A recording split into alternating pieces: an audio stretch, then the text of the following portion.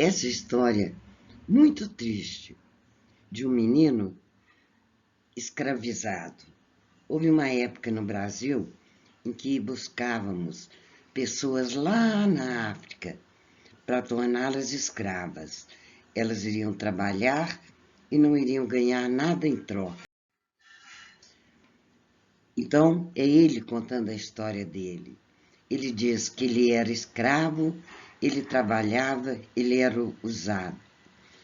Ele tinha orgulho, ele sabia que ele não nasceu para ser escravo, mas ele era escravo e ele ficava muito triste com isso.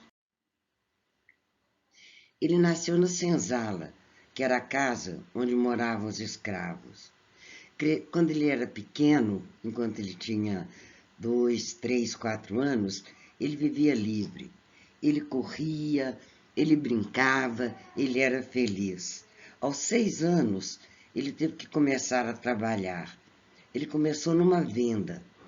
Então, ele comprava numa venda e vendia para o povo, pelas ruas da cidade que ele morava. E pela cidade ele corria, ele não podia parar nem um minuto. O tempo inteiro ele tinha que ficar comprando e vendendo. Enquanto isso, os negros trabalhavam na lavoura, os outros escravos.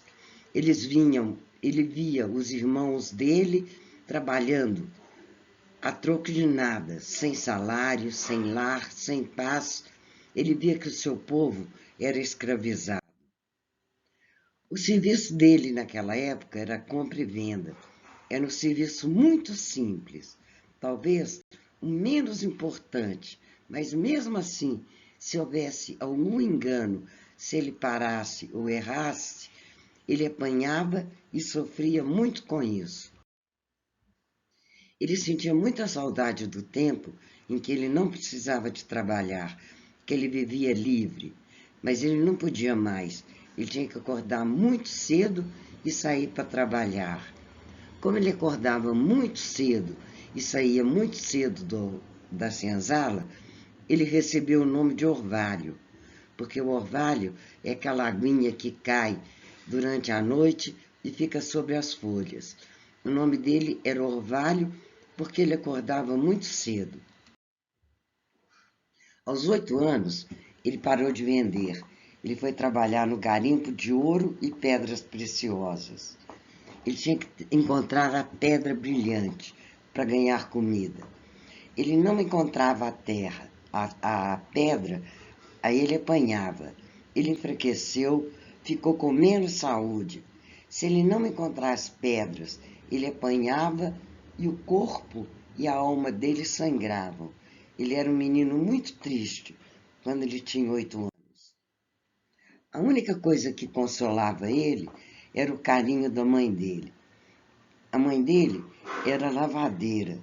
Enquanto ela lavava a roupa, ela chorava e pensava nos filhos, que ela não podia fazer nada para melhorar a vida deles, porque ela também era escrava, não tinha como ajudar os filhos. Então, na água, eram lágrimas que a mãe dele chorava. Quando ele apanhava, a mãe dele colocava casca de amoreira na ferida para poder sarar. E colocava também um pouco de água fria, que diminuía a dor das feridas que o filho tinha. Eram dias perdidos para o trabalho, mas ao mesmo tempo ele ia aprendendo a viver. Ele ia compreendendo mais as coisas, compreendendo melhor o que acontecia. Na senzala, ele via, só viviam os velhos, as mãezinhas recentes, aquelas mulheres que tinham ganhado bebê e ele, quando ele apanhava e não podia trabalhar. As mulheres usavam as folhas de bananeira para cozinhar. Então elas faziam algumas comidas dentro do fogo das folhas de bananeira. Colocavam sebo de carneiro nas feridas dos velhos. E para os nenéns que eram agitados, eles davam chá de raízes de planta. Então, ele era machucado, ele começava a sofrer porque ele apanhava muito. Muitos escravos tinham pena daquele pequeno menino que apanhava. Nessa época ele já tinha 10 anos. Mas os escravos que sentiam pena não podiam fazer nada, porque eles também eram escravos. O feitor era um homem que tomava conta dos escravos. Ele era muito ruim. Ele tinha um chicote para bater nas pessoas.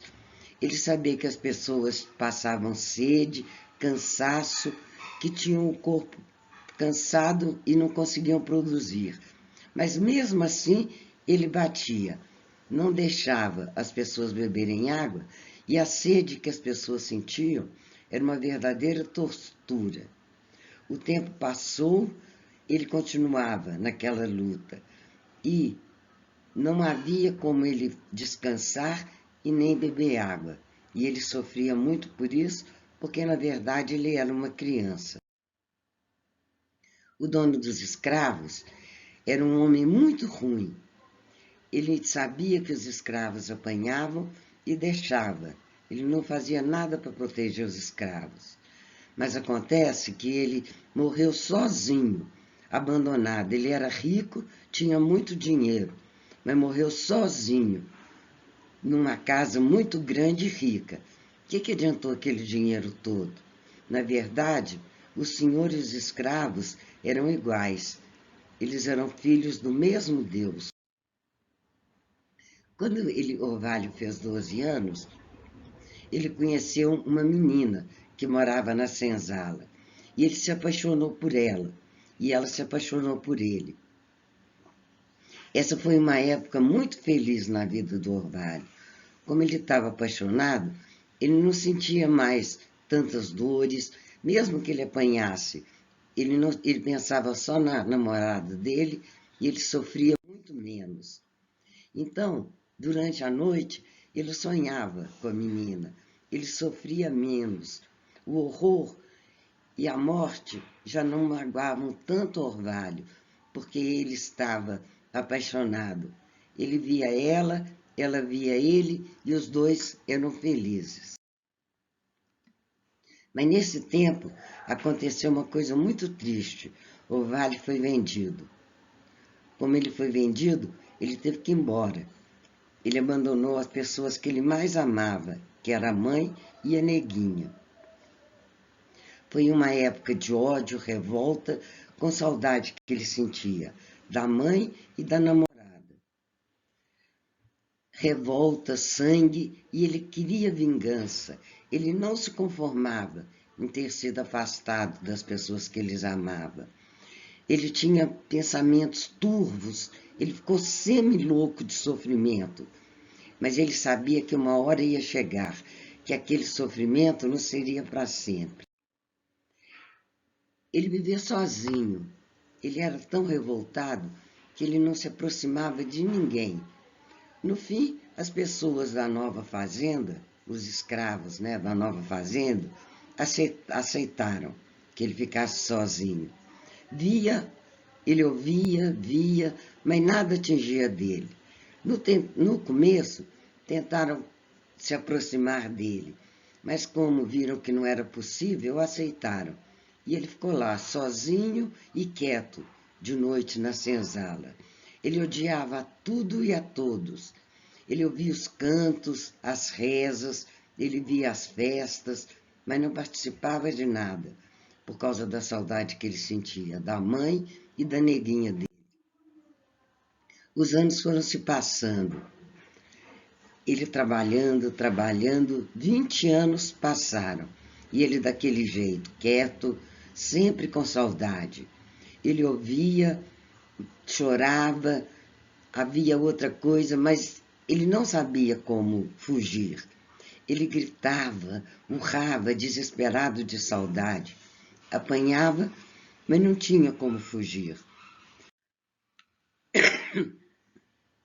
Mas a ideia da fuga continuava nele. Até que uma madrugada, muito tarde da noite, quando todo mundo estava dormindo, ele conseguiu fugir. Ele começou a correr, cair, levantar, correr, beber água no riacho, ele se machucava, ele lavava o sangue na água fria do riacho. E assim ele foi correndo na direção que ele achava que ia levar ele para a fazenda onde morava a mãe e a namorada. Só que já tinham se passado 20 anos. Ninguém viu ele. Ele conseguiu continuar. Quando ele ia no riacho, ele se sentia mais livre e feliz. Ele tinha esperança de encontrar a namorada, a neguinha dele, e isso fazia ele muito feliz. Ele ia correndo pelo campo, queria achar o caminho para voltar para casa. No caminho, ele encontrava várias fazendas, via escravos. Procurava se encontrava ali a mãe e a negrinha, mas não encontravam. Eram outros escravos, era uma outra fazenda. Então ele continuava a procurar. A esperança nunca morreu. Ele corria, ele andava, ele lá bebia água no riacho, mas não achava a neguinha, mas ele continuava andando, ele continuava procurando. Até que um dia ele chegou no lugar que ele achou que era a casa dele, mas ele estava muito cansado, então ele deitou. De repente, era aquela a fazenda que ele morava.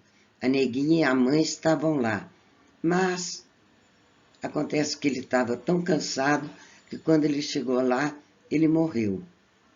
A neguinha chegou lá, encontrou o amor da vida dela, mas ele já estava morto.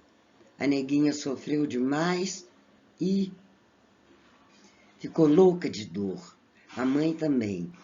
Então, Orvalho, do outro mundo, ele diz: eu vi, ouvi, mas não posso encontrar paz.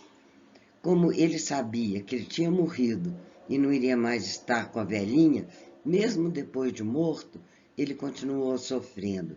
E ele pede: orem, orem por mim.